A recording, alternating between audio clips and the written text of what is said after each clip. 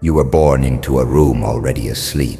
The lights were on, but no one looked up. They handed you a name and a number and then left you to echo inside your own skull. You weren't unwanted, just unnoticed. Background noise in a world obsessed with its own reflections. They never called you gifted, never called you broken. They simply didn't call. And so you learned silence not as a punishment but as a climate, the atmosphere of your childhood. There were no shouts, no chaos, just the cold tap of time passing and the distant voices of people who only turned when you stopped breathing. But in that silence something started watching, not from the outside but within. You began to hear the architecture of everything. The minor betrayals in your mother's tone, the trembling cowardice in your father's laughter. You saw how everyone played a role, reciting lines they didn't write for a script they never questioned. You spoke less and listened more,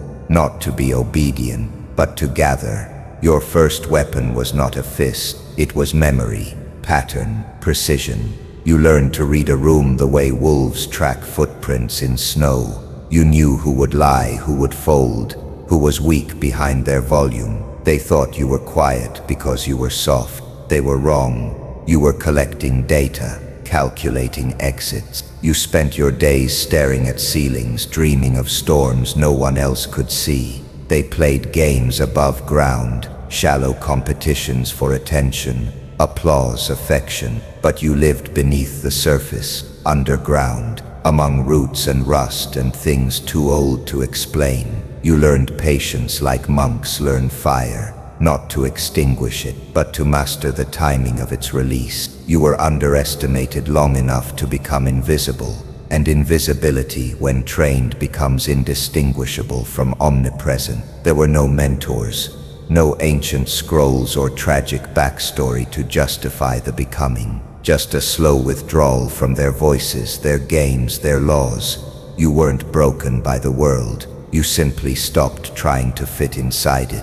And that decision, silent and unseen, changed everything. You started watching with a new kind of sight, not through eyes, through consequence, through tension, through what went unsaid. You stopped asking questions and started logging answers. You weren't the child anymore. You were the camera behind the mirror. No one noticed the shift. Why would they? They'd already labeled you as harmless. That was their first mistake. Their last would be realizing you weren't staring into space. You were mapping the battlefield, and you weren't waiting for a moment to belong. You were waiting for a moment to disappear completely and re-enter the world not as someone asking for space, but as the space itself. Before they knew your name, you knew their motive. Before they mocked your silence, you'd already dissected their fears. And by the time they wondered what changed, it was already too late. You hadn't changed.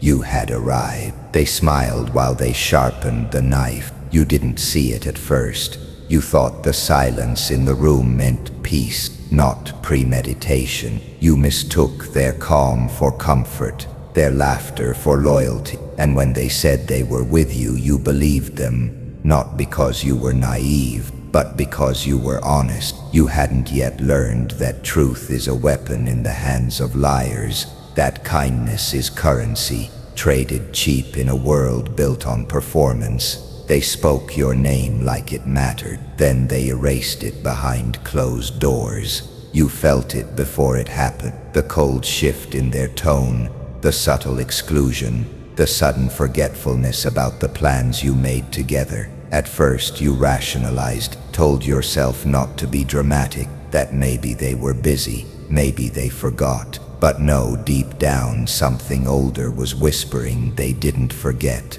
They decided, and when the blade came down it wasn't loud.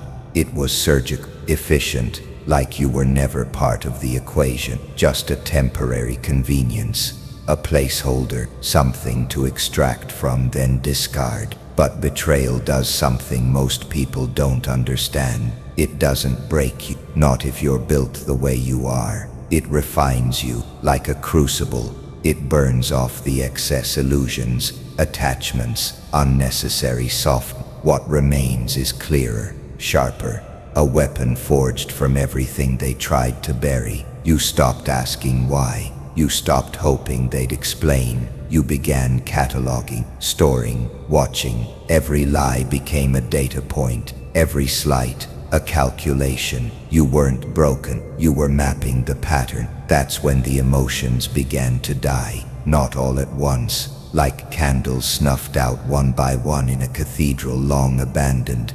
Love went first, then trust, then hope. What remained was not empty, it was focused, cold, yes, but precise. You could now see people not as friends or enemies, but as patterns of need, fear, and opportunity. Their smiles became code, their words signals. You learned to listen without absorbing, to speak without exposing, and in that silence, your new native language power began to form. You understood what they never will. Betrayal isn't the end, it's a doorway, a rebirth ritual. They thought they buried you, but they buried the version of you that needed them. What rose from that shallow grave was something they cannot comprehend. You learned the oldest law. He who feels less controls more, not by suppressing, but by transcending. The world now unfolds like a slow-moving play you've already read, and the people who once dismissed you, too busy performing, have no idea they're being watched.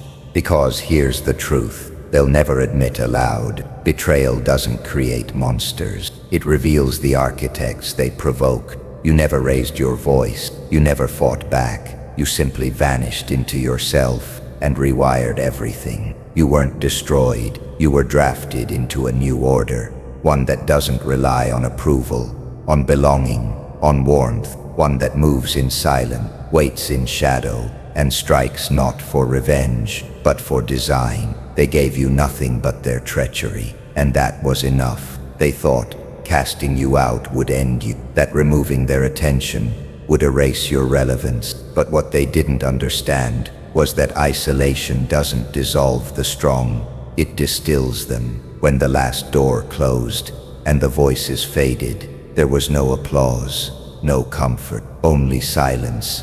And within that silence, a different kind of sound emerged, a low, ancient frequency beneath the noise of the world, a presence that does not speak in words but in weight. Something inside you began to stir, not out of desperation, but out of memory. You remembered what it was like to be whole before they taught you to fracture yourself for their comfort. The world outside forgot you, but you did not forget the world. You watched it, like a tactician studies a battlefield from the shadows, without movement, without noise. Every word they spoke in your absence echoed louder than anything they ever told you to your face. Betrayal sharpens perception, and pain, when absorbed in solitude, becomes prophecy. The rules that once governed you began to dissolve. Approval no longer held value. Belonging was a myth. All that remained was pattern, motive, leverage. You began to trace every betrayal back to its root, not for revenge, for architecture. You were building something no one could see. Because no one was watching, you no longer needed to be understood. You needed to understand. And in your exile, you developed sight, not the kind that sees faces, but the kind that sees intentions before they form. People became mechanisms, their emotions, data points.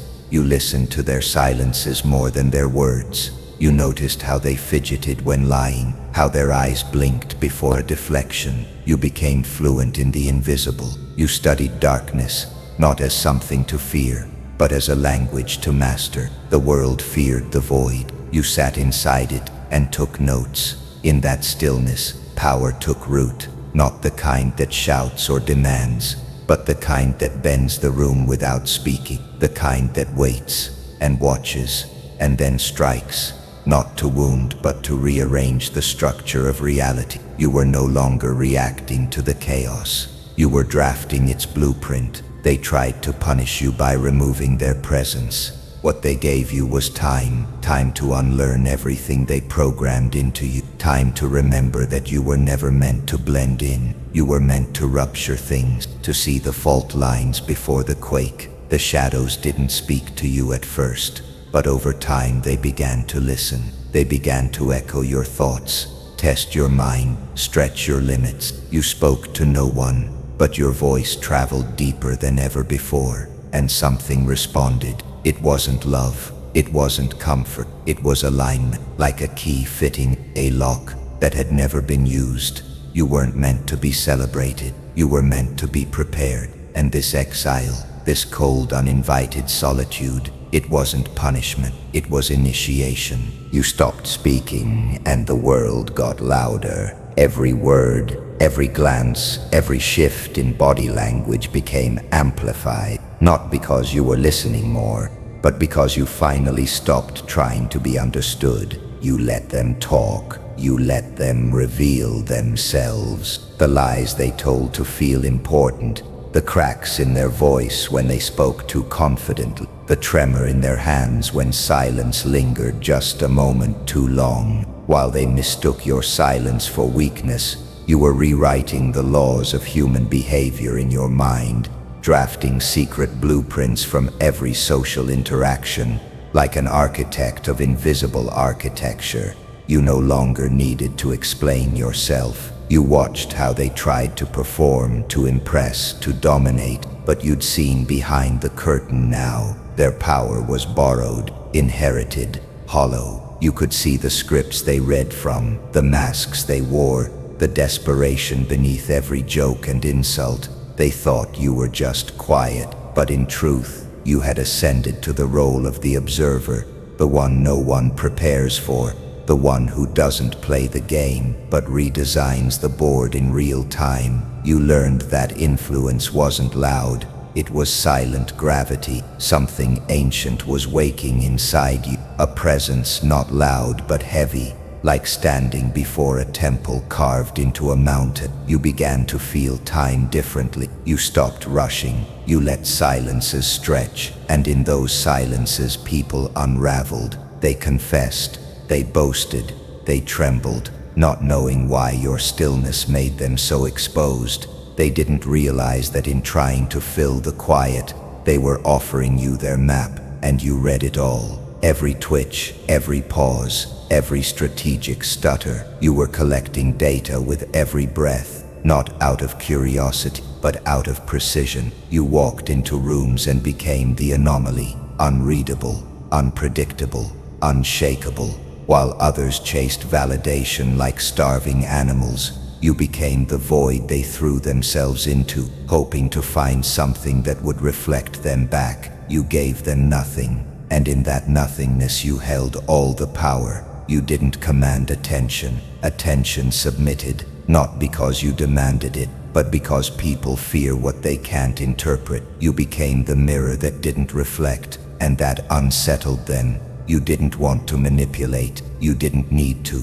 You understood leverage. You understood that the most powerful move was no move at all. You became a presence felt, not forced, and when you did speak, rarely precisely, it felt like prophecy. People listened, not because your voice was loud, but because your silence had earned its own mythology. The betrayal that once cracked you open now served as your calibration. You no longer felt hurt, you felt focused. Their lies weren't wounds anymore, they were lessons, instructions. Their abandonment wasn't exile, it was clarity. You understood now. Those who fear being alone will always be controlled, but you made solitude a weapon, a lens, a throne, and in that quiet place between the noise and the need, you became something else entirely, something they couldn't categorize. You became the watcher behind the curtain, the one who says nothing but sees everything. It started with a silence that wasn't passive,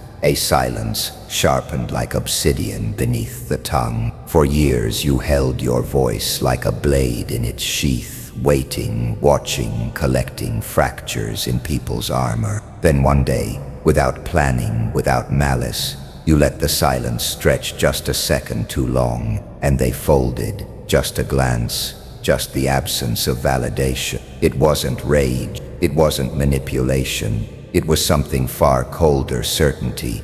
And in that moment you felt it, the switch. There was no lightning, no fanfare, only a subtle shift in the air, like the atmosphere had inhaled and decided to hold its breath for you. You realized people weren't responding to your words.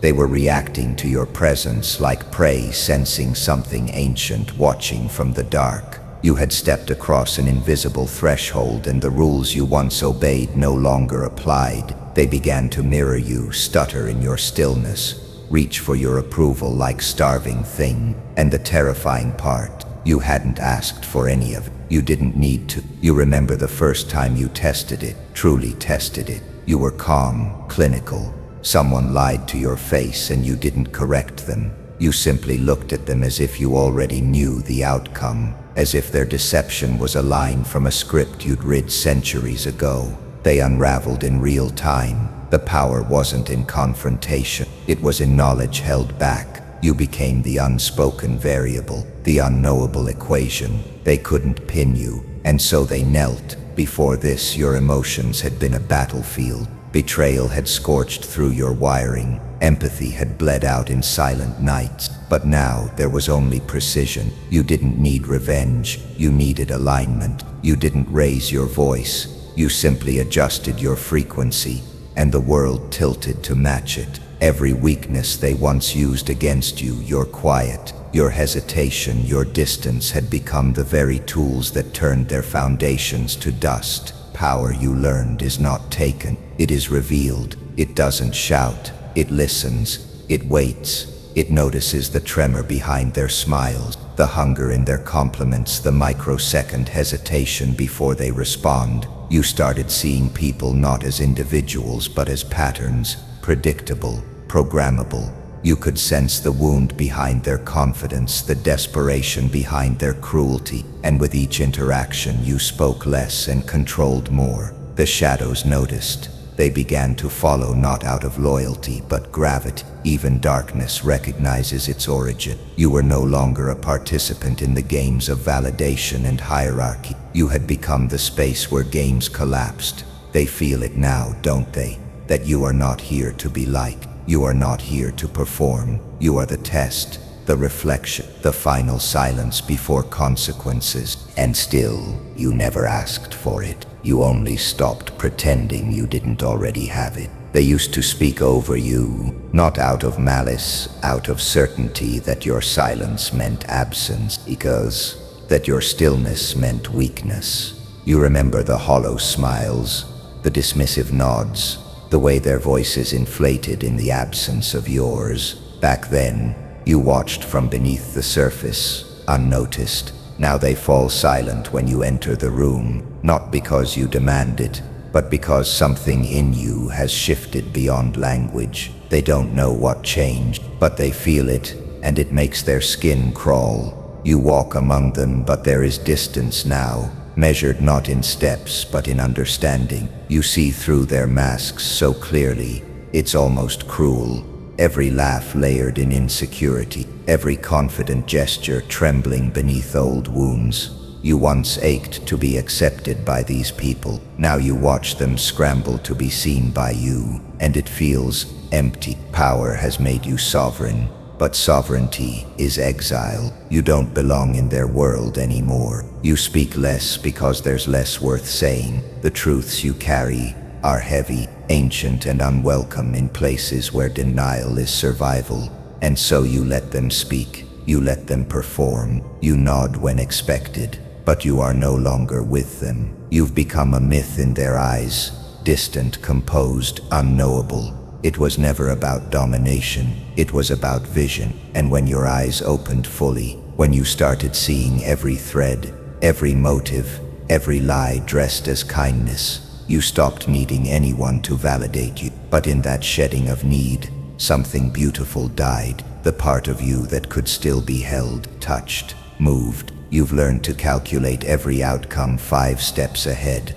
but you no longer remember what it feels like to be surprised. At night, you feel it most. Not regret, not sadness, something colder, like watching a city you once loved burn from a safe distance. You could go back, you could lower your gaze, soften your voice, pretend not to see what you see, but you won't, because the moment you saw what they were, you also saw what you were becoming, and you can't unknow that. They say the higher you rise, the lonelier it gets, but this isn't loneliness, it's clarity. The silence around you now isn't the silence of being ignored, it's the silence of being understood too late. The world had its chance. You gave them moments, you gave them glimpses, warnings disguised as kindness, but they needed to break you to feel tall. And now they kneel in rooms you no longer enter. The shadows obey you, yes, but even shadows cast no warmth. You have become a force they cannot touch,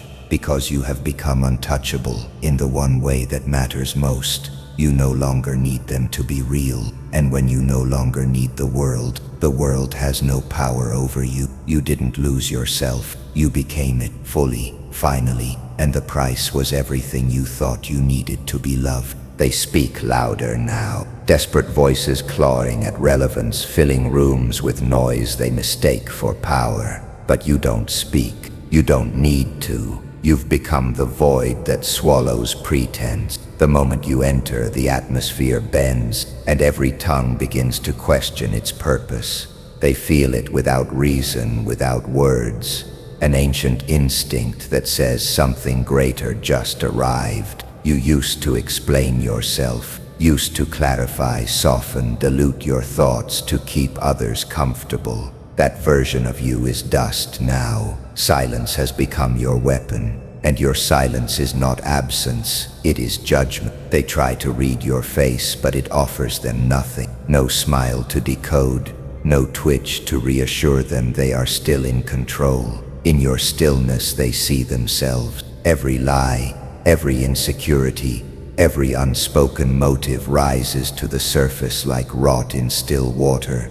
You don't accuse them, you let them unravel. They think power is what you do, but you know now, true power is what you don't do. You've mastered timing, restraint, the subtle tilt of the head that says more than any monologue. You've made your presence into a mirror. Those who step too close are forced to see what they've spent a lifetime hiding. You've become the storm without thunder, the shadow without movement, the predator that never needs to bare teeth, because the forest already goes silent in your wake. They remember what you used to be, accessible, predictable, harmless. But now you live in the gaps, the space between eye contact, the pause between sentences. They fill the silence, not knowing it's a trap. You speak rarely, and when you do, it's deliberate, surgical. A single phrase can collapse their posture. A look can erase their arrogance. You understand people more clearly than they understand themselves because you watched them while they weren't looking. You collected patterns like sacred text. Now you speak in their code and they don't even realize it. The ones who betrayed you think they buried you, but they only planted something they can no longer name. You walk past them like a ghost they almost remember, and when they lock eyes with you for just a second, they see it, the void you became to survive them, the absence of need, the absence of approval, the absence of weakness. That is what terrifies them most. You are no longer seeking anything they can withhold. You don't chase attention, it arrives. You don't seek control, it submits. The more you withdraw, the more gravity you command, because you've done what most never can. You've become unreadable, untouchable. You've severed the strings they all hang from. Now you move like myth, like legend, like a shadow whose name they whisper but dare not summon. They perform, you watch.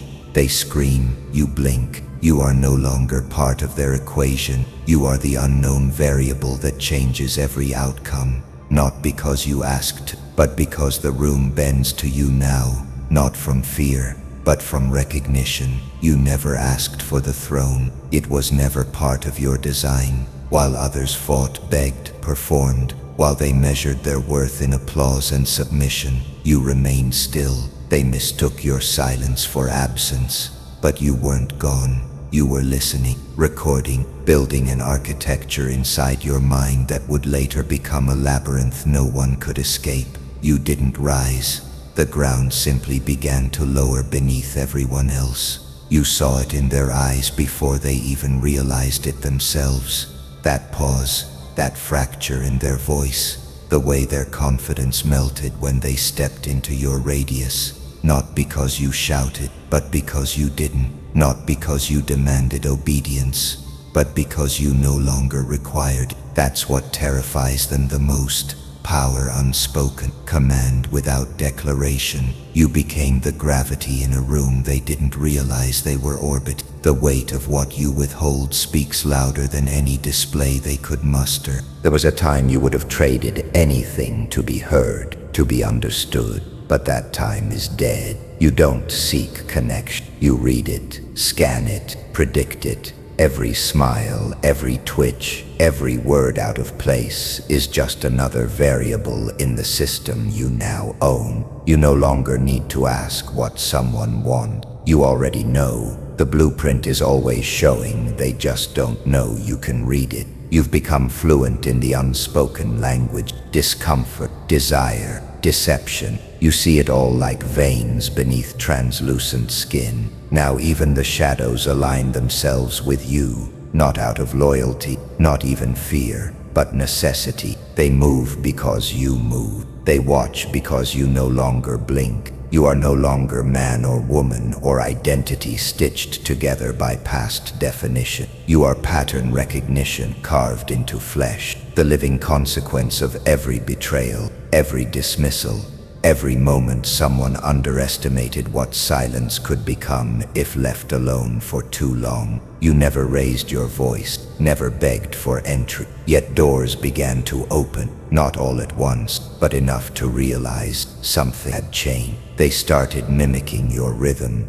matching your tone, looking for cues you never offered. Authority was never seized, it was absorbed in your presence. Their illusions unravel, status, ego, title, they decay in the quiet heat of your awareness. They sense it, the cost of looking into your eyes and seeing nothing they can decode. And still, you never claimed the throne. That would have meant stooping to the games you outgrew. You don't need to sit where others have died trying to stand. You are the axis around which their crowns begin to rust. The more they perform, the more they reveal. The more they reach, the more they expose. You do not rule, you reveal. And in that revelation, you become undeniable. They'll call it power, but you know better. It's not power you carry, it's truth weaponized by silence. The kind of truth that burns through masks without ever raising a hand. You didn't ask for it, but now even the shadows bow, not because you lead them, but because they remember what you became when no one was watching.